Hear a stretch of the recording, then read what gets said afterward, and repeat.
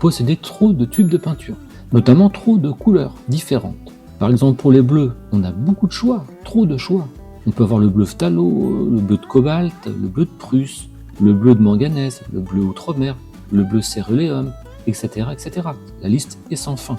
Le problème, c'est qu'au bout d'un moment, on est perdu dans le nombre de couleurs qu'on a. On n'apprend pas car on ne sait plus quel bleu on a utilisé pour faire tel mélange.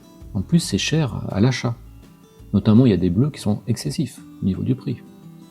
La solution, j'en avais déjà parlé, c'est de peindre avec les primaires.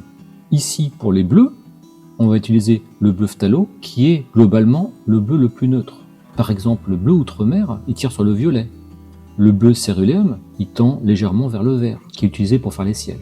Le bleu de manganèse, il peut tirer vers le violet.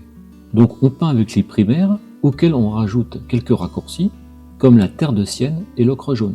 Par exemple, pour faire tout ce qui est paysage, nature, terre de sienne et ocre jaune, c'est parfait, car il nous faut des couleurs désaturées. Ça évite de passer trop de temps à mélanger les primaires pour obtenir du marron, et c'est un gain au niveau du coût, car la terre de sienne et l'ocre jaune, c'est des couleurs qui ne coûtent pas cher, contrairement aux couleurs primaires qui sont un peu plus coûteuses.